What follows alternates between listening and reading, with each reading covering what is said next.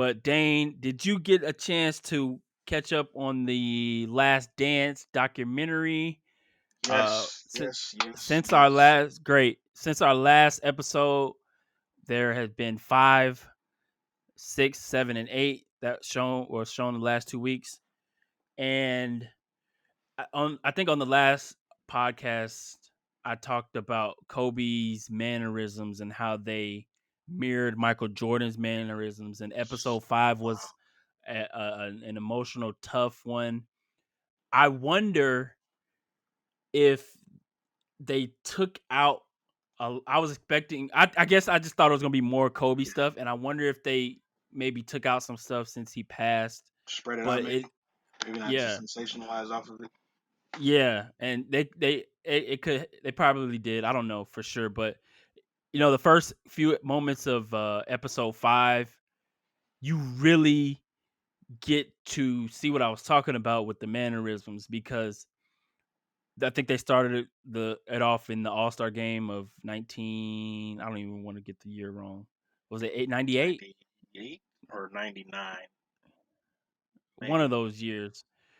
Kobe and Jordan going at it, and they even had Kobe talking on there about how Michael took him under his wing, and he was like a big brother to him. And so what I thought about during that moment, Dane, is going back to Kobe's memorial service of Michael Jordan crying and like in full blown tears and talking about that was my little brother basically, and you could see the beginning of that relationship. And Mike told him, whenever you need me, call me. And uh, it was somebody, I want to say it was Michael Wilbon, had said Kobe called him all the time, like Mhm.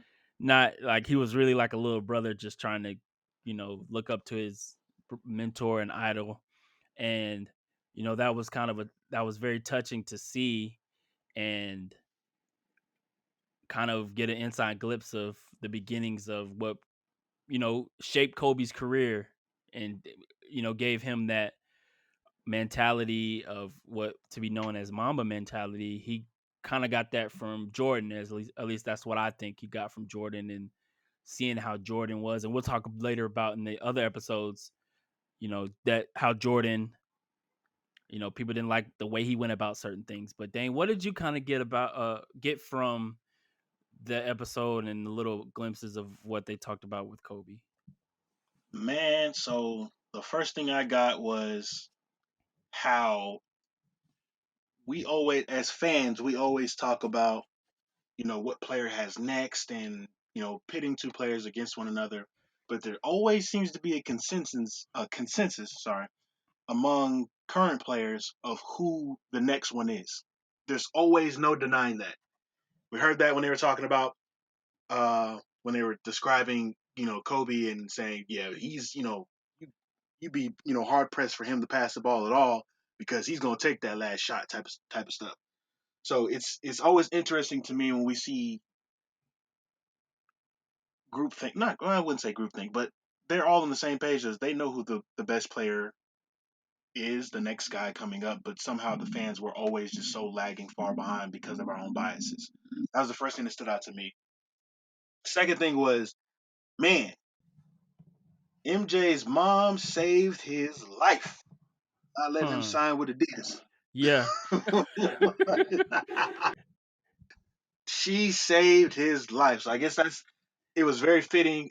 Mother's Day was yesterday, so it was very fitting for him to listen to his mom and get on that plane and go talk to the Nike people. Like, Yeah. so this is a newsflash to everybody out there. Listen to your mamas, man. Right. Just listen to And your mom. then like Converse dropped the ball. They talk about, well, we got Larry Bird and Magic. We ain't got room for But you, you ain't got, Mike. yeah. Even though you're We ain't probably got the room. greatest player right now, there's not enough for all of us to eat. Bull. I got a There's question, bro. How can they ball in Converse? I don't know, Chucks. How can you ball? Yeah, how can you ball in Chucks, bro? That I don't know. I put that in my little notes right here. I'm like, how Hmm. it that seems like the most painful shoe to ever play basketball in. Man, And I'm like, these boys was I don't balling know. in chucks, bro. Maybe because athletes weren't as fast back then. I don't know. I don't know. It's it's it's it's it's crazy. It's crazy to me. And for those people that are watching on YouTube, if you can see my light going in and out, the sun is like set already. So my lighting wrap, in here is wrap kind it of up, B. changed. I know my lighting in here is kind of changed a little bit. So forgive me for that. But yeah, man, Converse, that yeah, Converse, Adidas. Just imagine like Mike Ugh, signing with Adidas some and stripes. how that changed the course of history. Hmm. And because they had mentioned how Nike was a track shoe back Yeah. in the day, and they probably would have still been in that track lane, Yep. or who knows? And it was a small company back then. Who knows if it would even be a company today? And now it's one of the largest money making brands out there. Got people standing outside for 2 or 3 hours for some shoes. That's how you know Right, it's still in effect today. right. To go along, the Dream Team of '92. There was a documentary about the Dream Oh, Team. Did ESPN do that? don't ask me about I that. I I missed out. I heard because when they were talking about the practices Oh, and the greatest game scrimmages, ever I had played. heard the stories. Yeah, I know about Right. that one. The Okay. greatest game ever played. Okay. That's the one. That's the Okay, one. Who is that? ESPN. I think it was ESPN. Okay. Excuse me. So I had heard about the practices, with Charles Barkley, Karl Malone, David Robinson, Michael Jordan, Magic, all those guys. So when Mike started talking about it, even before then, they of course talked about Isaiah Thomas being left off Mm, the team, yeah. and it had been, everybody was saying Mike was the one who said no, he or like They, Isaiah's not the coming. assumption is that But Mike from had Mike, the pull and said like, nah. right, right. And so Mike, when during that part of the interview, they asked about the dream team, and he said his response was, False. they asked Mike about the dream team, and he said, like, asked if he wanted to be on it, and he was like, well, who all is going to be on there? And that Yeah. that's not coming out and saying Isaiah Thomas, but it's saying, okay, if Isaiah Thomas, but I ain't he after coming. that he had said that, I ain't coming if somebody is there. right, and they had come out after he said that, he said they said, well, he's not going to be there. Like, they already knew what he was talking about. They doubled And I down on saw it some, too. They doubled down on it by saying how the chemistry would have been affected, yeah, to tremendous levels if he was there. So I think there is right, some truth to it, even if it's just a little bit. right. And from what I read and heard from, I told you I like to watch the recaps from Michael Wilbon and on the Scott Van Pelt Sports Center. He interviews them like after, because they were Michael Wilbon and Jackie McMullen were like covering Michael during this time. And one of the things they said was Michael wasn't the only one that had a problem with Isaiah A lot of them. at that time. He was close with Magic Johnson, They falling but out there though, was, or it was after. Was it after that they falling out, well, or what I had heard and what Jackie McMullen had said, because she wrote a book about it. mhm, She wrote a book about Larry Bird and Mike or Magic Johnson. She had mentioned that there was a falling out between Magic and Isaiah after Magic had tested positive for HIV, and there was rumors that Isaiah Thomas was saying some stuff about crazy yeah. things about Magic And Johnson. they had Yeah, a and Magic wasn't they cool had a with that. pregame ritual that they would do. They would shake hands and they'd kiss each other on the cheek, right? And there was, I forgot what game it was, but Isaiah, they didn't even initiate it because of him testing positive and the rumors about him saying stuff about him. Yeah, And from that point, it severed their relationship. It was hard foul after hard foul. I mean, of course, it's they're both competitive players. They're not going to yeah, pull any punches or anything like that. But it was, I want to say, during one of those documentaries, one of the ESPN 30 for 30s, they talked about it, and of course they re-brought it back up once Magic and Zeke sat down and forgave one another a few years ago. That which was probably, in my book, the greatest, probably one of the greatest sports memories slash sports beefs squash. Well, probably great one of the greatest beef squash ever. Like that was pretty dope. If you don't know what I'm talking about, Yeah. you know, link you to the interview that they did, the sit down that they did to hash it out and be buddies again because that was Yeah. powerful. Just just imagine having freaking Magic Johnson mad at you. Like he seems like the Yeah, nicest. the Like I've coolest never dude. seen that except when he was stressed with the Lakers. Running the front office there, he seemed stressed. But other than that, like you always see him smiling. Yeah, Like you know, uh, I'm not but going. yeah. I'm So not going. yeah, uh, that seemed like the happiest day when he quit. He's What? like, I ain't gonna be. I ain't going. That was funny. That was funny. Said he wanted to live his best Uh, life. yeah, yeah. So we were wondering, Dane, if they would get into Mike's gambling, type He issues or whatever. scraped the And surface of it.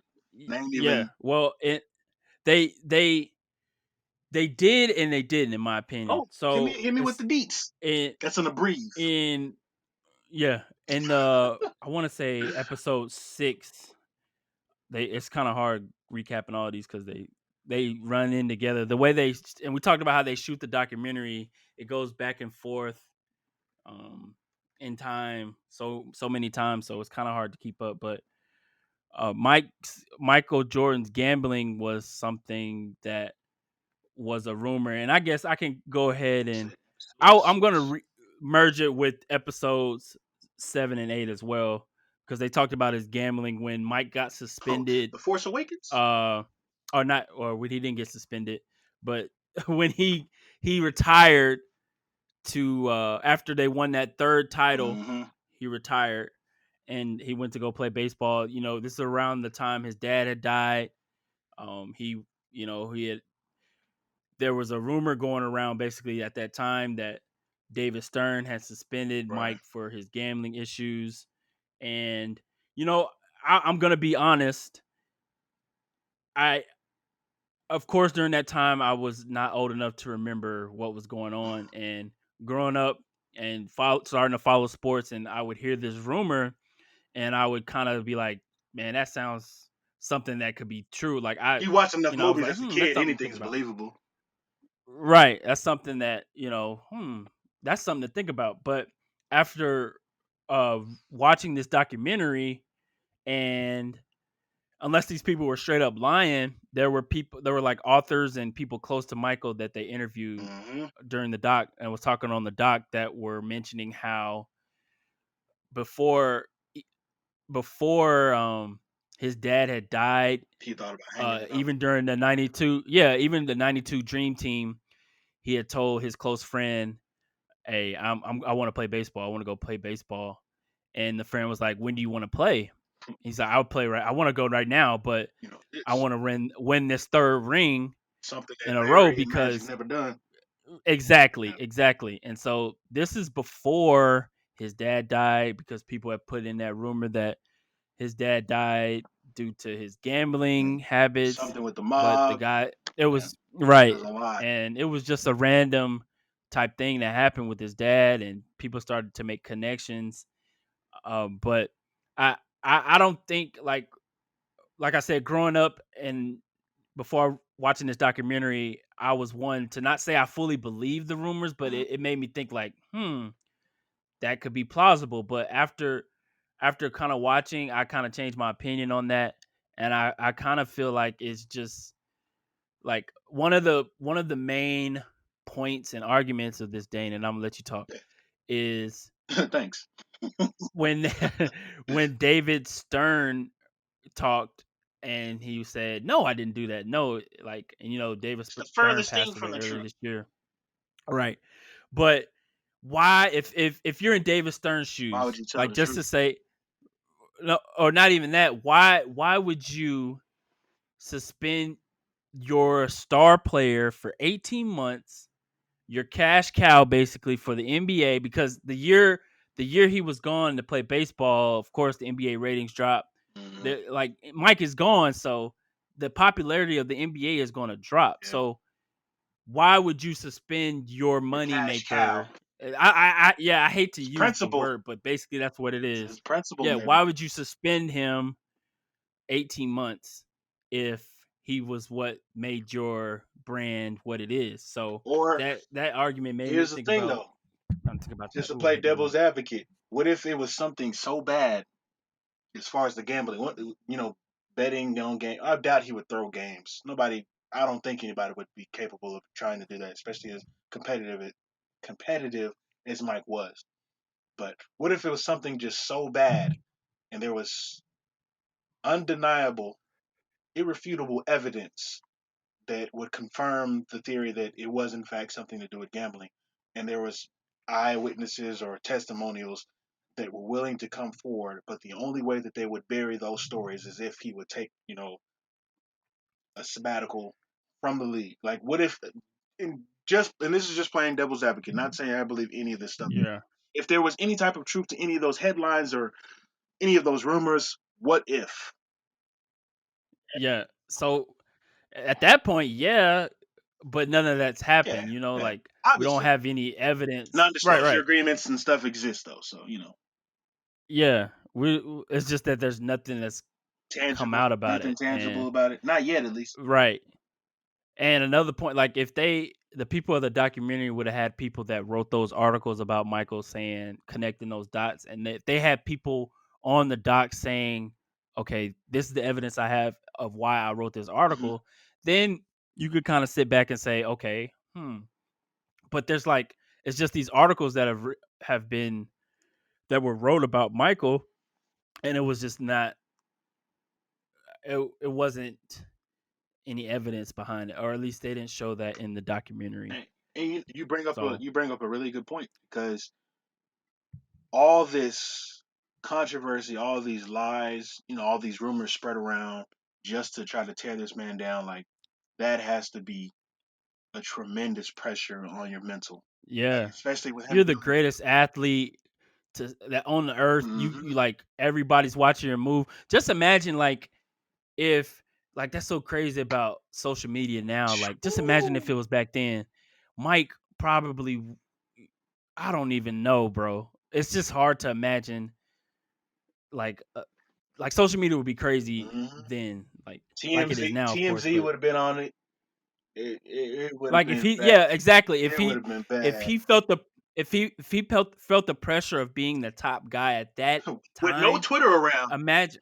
Right, right. Imagine him now with all types of social media and stuff that's going on. Burner It accounts. he would have he probably would have retired after first ring. Yeah, Who most knows? likely.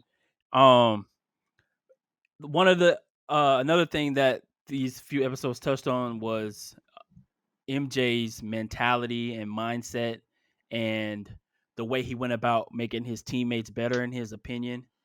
And there were two yeah, there were two instances where you kind of go back to before when we were previewing the documentary uh, before it aired, he Dane. said those things about Mike had said, yeah, people are gonna, look at me differently. I'm worried about how people look at me differently. And I Hmm. believe this is one of the moments he was talking about. One with Scott Burrell during the '98 season, where Scott was a rookie from Connecticut, Picking and on him. you know, yeah, just picking on him, calling him all kinds of names in practice, pushing him, and present day Michael was talking about how How small he Scott was. he Yeah.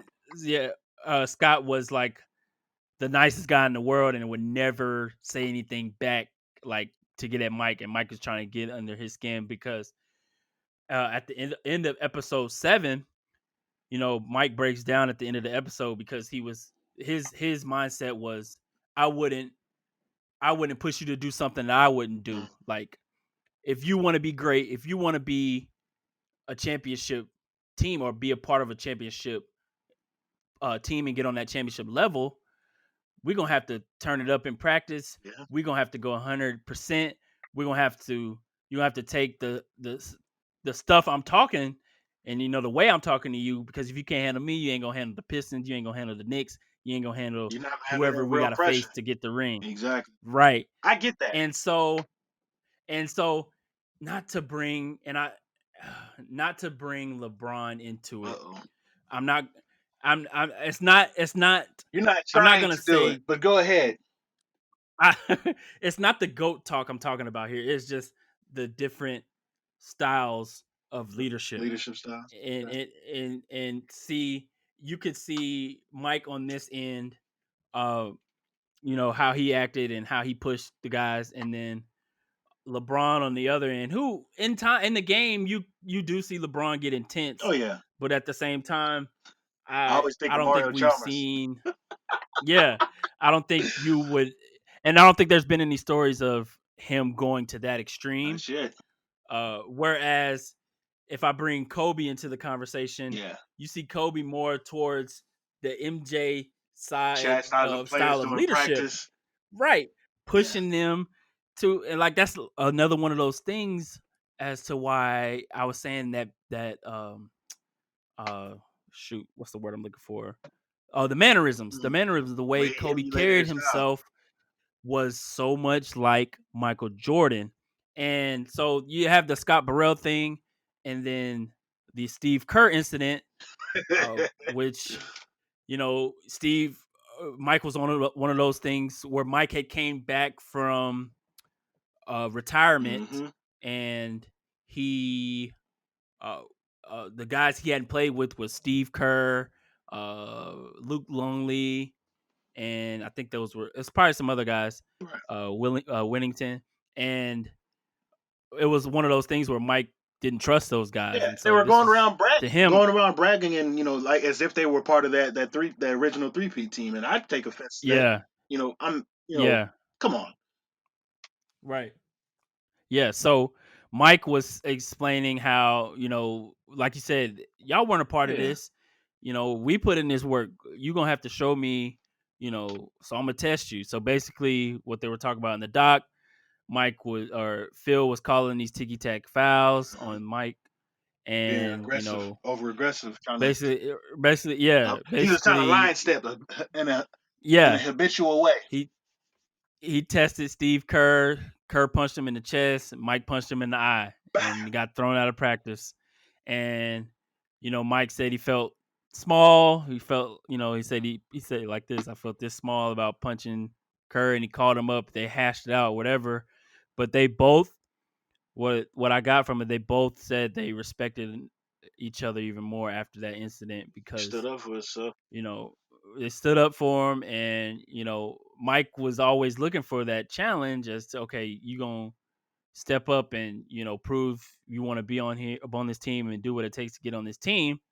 And so a lot of people were mentioning how he took it over the top. hmm There's always, I'm not gonna say always, but there's a lot of the time, there's so many fights in practice that people don't even know about. Yeah. It's a part of sports. It's a part of competitiveness, and I just think that doesn't make me think of Michael Jordan in any other way than somebody trying to compete and get better. And I think Steve Kerr understood that as well. How do you feel about that, No, Dane? when I first heard about this a few years ago, when the Warriors were on the come up, they there was an interview that Steve did, where he talked about this, where he got punched. The title of the article was very misleading, and it was like clickbait. Like the article said something like, "Why Steve Kerr appreciated Mike punching him in the face during practice," and I was like, nobody would appreciate getting punched in the face during practice. But when you go on to read the article, of course, you get the entire, you get the full context, because he, basically it allowed him to have some respect for himself by standing up for himself, and then of course him proving to Mike that I'm not just one of these, other players. Like I'm a competitor too, and I'm not going to back down from anybody. So I thought that was cool in a sense, but it did bring back a lot of memories from, just, organized sports, seeing two of your teammates, get into a fight on a Tuesday, and then we sitting out at lunch the same day, or the next day, like nothing ever happened. Like these things happen. People, I think the only people who have an issue with the way that things went down are the people who didn't play organized sports. That's the only way I see it. Yeah, If you didn't play organized because you sports, gotta, you gotta, yeah, yeah, you gotta understand that it's a culture. brother, I and agree. I don't agree with the sentiment that boys will be boys, but this is a different. This is different. in a sense of just when two out. Well, I don't think Steve was an alpha male at that time. Well, I guess he had to be punch Mike in the face or punch Mike in the chest.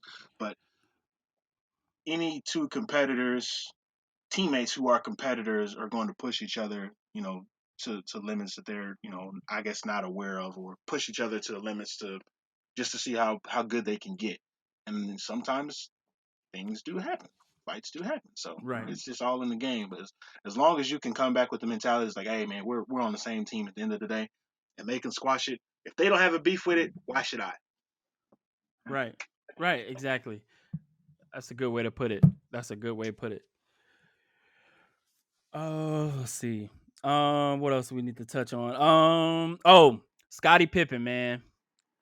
Scottie Pippen. Man, So the year Mike left, Scottie Pippen that following year obviously took on the role as star of the team. mhm, Actually, the Bulls didn't do bad that year. They had 3 All-Stars.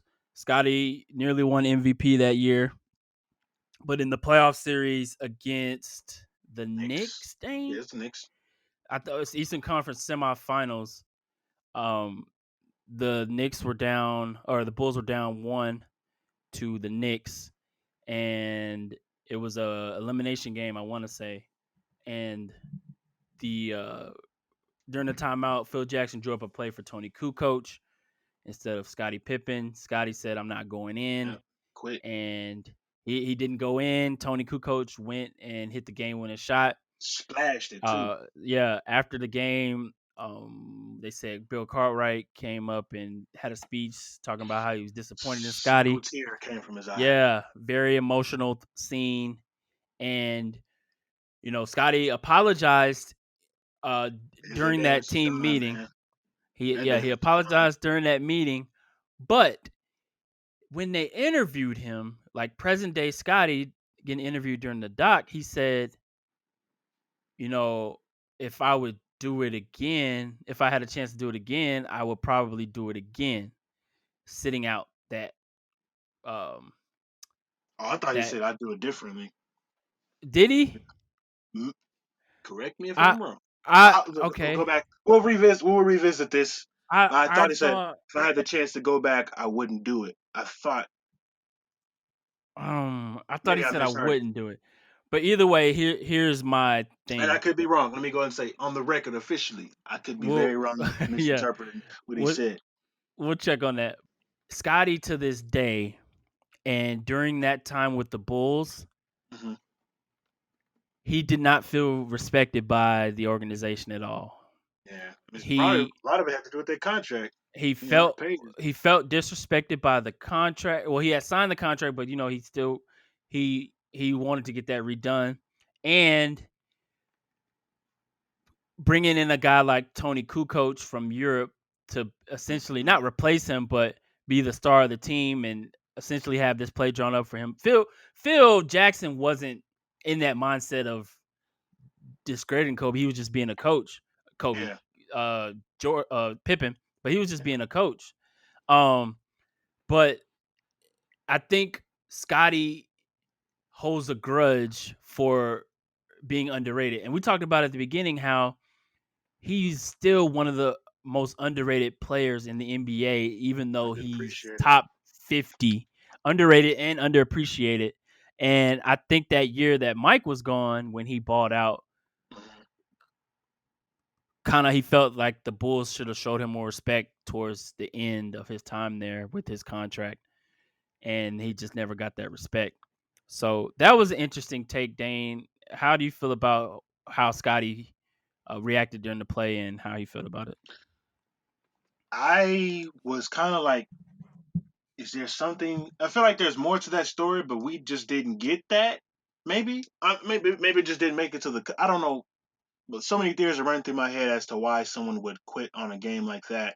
Like I don't. Maybe that's just what separated him from being in that top tier of of players who are competitors, and there's nothing anyone can do to take them off or take them out of the game. So Yeah. that was one of the things. that I've always heard about. You know, Scott Scottie Pippen quitting on the team, but I never knew the context of it. But I still don't feel like I have the full context because it seems like there's more to it there. Like I don't know, Yeah. but it was. I'm glad homie made that shot because if he didn't, Scotty Yeah, would have it been out would of have there. felt Scotty even would have been out of yeah. there. They would have traded him for Sean Kemp like they were trying to do earlier. Right? So Uh so switching back to Mike, one thing that was really cool, and I think I told Karina this while it was happening. I told her, I said, Space Jam came out in 95. 6. He 97. filmed in 95 or 96. I think the movie Let me itself look came that out up in really quick. '97. Oh, okay. Six, my You fault. looking it up? '96 came out in Okay. '96. It was filmed in Yeah, '95. because he was filming in 95. And I told her, I was like, I think Space Jam was my first introduction as a kid to Michael Jordan. And I meant that, like, I saw him. Of course, and I mean by first introduction was like, I didn't, as a kid, you don't listen to interviews. You just watched, and there was Sports Center back then, but it wasn't a lot of access to highlights like we have nowadays, obviously. And so the Bulls games, when they came on TV, I saw it as a kid, but it wasn't like, I'm still into cartoons and Mm. stuff like that. It wasn't. But Space Jam being a kids movie, It's iconic. which was, It's super yeah, iconic. and it was like when I really was like, dang, Michael Jordan really is this dude. And it was kind of cool how they mentioned, and I didn't even know how Warner Brothers set him up with his own court, and of course Mike and being a competitor and being a intelligent guy was inviting NBA players to come ball and scout them. That is Like he was that literally, is pull and status. that's That that's is chess moves, that is bro. status, Like, bro. yes, it was chess moves. So he was on the set, and Reggie Miller had even said, he's like, I don't even know how this guy was filming, however many hours a day, Was a then human. ball with us for 3 hours. Was not human. And that just goes along to show the commitment he had to, getting back to the top of his game. Because when he came back, which we kind of skipped over, when he came back uh from retirement, he wasn't the same. His body was built for baseball. Mhm. His stamina wasn't ready for a full game. So in the games he was tiring out. And that year he came back was towards the end of the year, and they got bounced by the Magic, I believe, and Shaquille O'Neal and Horace Grant. Horace Grant had went over there, and Penny Hardaway and those guys. So Mike being Mike, he hates losing, so he was doing everything he could to get back to that Vengeance. level. Yeah, and so you see the beginning of the comeback during that time when he was playing against those guys, and that reminded me of the Dream Team, battling it out in practice and stuff like that. So I think that was kind of cool. Was there something else before we switch subjects? Was there something else in the documentary that caught your eye that we didn't really get to touch on? I think we got all of it. My thing was I was just fascinated just of how much star power Mike had even after coming out of retirement. Like for the studios to build him a state, like build him his own. What do they call it? The Jordan Dome? Is that what they called it? Right? Yeah, For them to build that facility for him, like just lets you know the amount of stat or lets you know his status. Like like you said, Space Jam might have been most of our introductions as kids to Michael Jordan, like who Michael Jordan was. Um, so just seeing you appreciate, I for one appreciate Space Jam even more, knowing the context of what it took during the filming of that movie and what he had to go through. Excuse me, where he was at in his basketball career yeah, mentally. So that was pretty dope to me. Um, I think we touched on everything. I mean, yeah, it the final thing I have to say about that is I just thought it was so unfair. Like they already mentioned that it was a mismatch when they ended up during their 72-10 season when they beat the yeah, Sonics in the series in the finals. It just was not fair. That's just not yeah, fair. Like yeah, that's all I wanted, and just the emotional experience, or Yeah, with him, getting that. I that's exactly what I was gonna say Yeah. because him, he won. They actually won the championship in 1996 on Father's Day. Him having his first title without his father being there, and you see him crying in the locker room afterwards. Just an emotional type feeling, and you could see it. He gave it his all, and all the emotions of everything just pouring out in that moment for him. And so I thought that was pretty interesting. But it's also crazy, Dane, that Sunday is the last two episodes. It seems like it went by so fast, and Mhm. it's been everything that I thought it was gonna be and more. Yeah. One thing that's also really interesting, and I talked to Karina about it, is that um what I was gonna say. Oh, his family hasn't been involved in this documentary at all, and I wonder if that was a choice of Mike or his family. I think they showed clips of his sons a little bit, but there was nothing like no interviews from him or his wife or anything like that. So It is. that's just pretty interesting. But Mm, but yeah, it is interesting. yeah. Hmm. Last two episodes. Last two episodes coming on Sunday.